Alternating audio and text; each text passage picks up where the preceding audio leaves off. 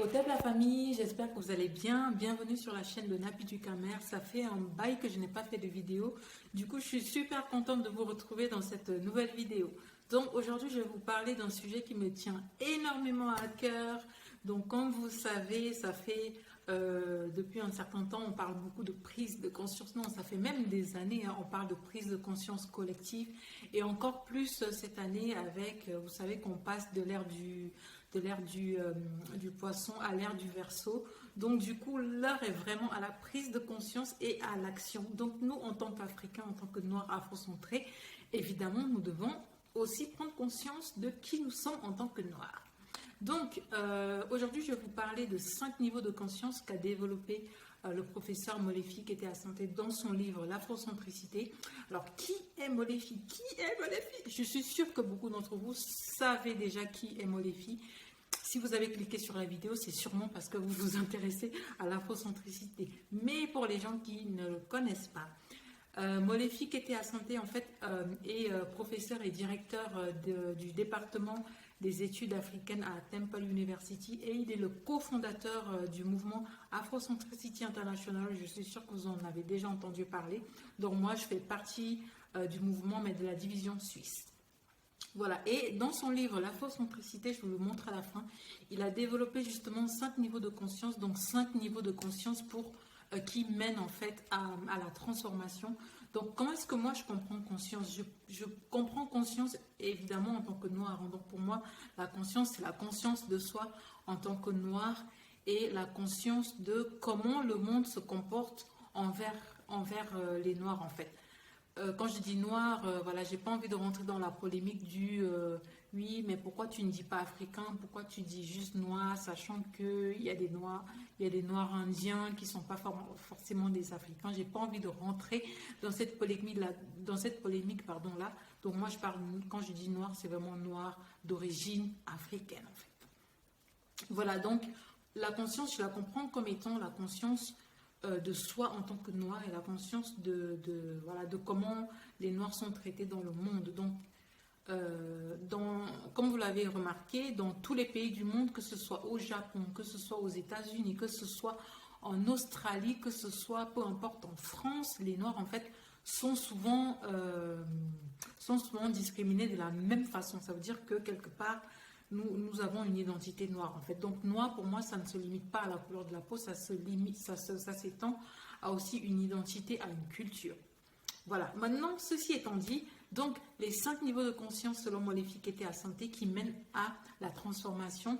Dans le premier niveau de conscience, c'est ce qu'il appelle la reconnaissance épidermique. Donc c'est le fait de savoir qu'on est né noir, qu'on a un héritage noir, mais ça s'arrête là en fait. Et justement il dit que des personnes qui sont à ce niveau de conscience-là sont des personnes qui sont souvent victimes de leur entourage parce que, en fait, ils sont victimes de pas mal de choses, mais ils ne se rendent pas compte, en fait, que c'est dû au fait qu'ils soient forcément noirs. Donc, ils vont être victimes, à chaque fois, ils vont subir des abus. Par exemple, imaginez, vous êtes dans un groupe de 20 personnes, vous êtes la seule personne noire, et vous êtes la seule personne à être tout le temps victime des mêmes blagues, des mêmes abus, des mêmes choses. Et vous dites, bon, bah, en fait, c'est de ma faute, c'est moi qui me comporte mal. Alors qu'en fait, c'est pas ça, c'est simplement parce que vous êtes noir et que vous vivez dans un environnement qui ne vous accepte pas forcément. Et vous allez tout le temps victime de votre entourage sans pouvoir rien faire parce que vous n'êtes pas consciente en fait que c'est dû à votre couleur de peau en fait.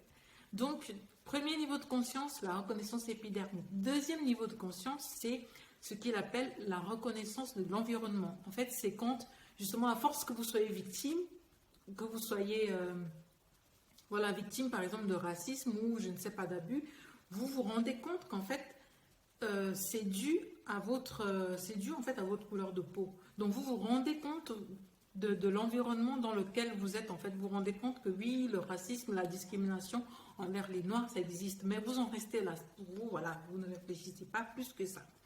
Maintenant, il y a un troisième niveau de conscience qu'il va appeler la conscience de sa personnalité. En fait, c'est quand c'est vraiment le niveau le plus courant où, par exemple, tu vas te comporter entre guillemets comme un noir, tu vas manger comme un noir, tu vas danser comme un noir, tu vas tout faire comme un noir, mais voilà, ça, voilà, tu aimes manger le couscous, le manioc, tout ce que tu veux, mais ça s'arrête à ça en fait. Et puis, il y a le quatrième niveau de conscience qu'il appelle l'intérêt de la préoccupation. Là, c'est quand, évidemment, tous les niveaux sont cumulatifs. Hein. C'est-à-dire, quand tu arrives au quatrième niveau, c'est parce que, évidemment, tu as eu la reconnaissance épidermique, la reconnaissance de l'environnement, la conscience de ta personnalité. Là, donc maintenant, on arrive au quatrième niveau de conscience qui est quand tu manifestes, en fait, de l'intérêt pour le peuple noir, en fait. Donc, tu commences ouais, tu te rends compte que oui, il y a du racisme, il y a des abus.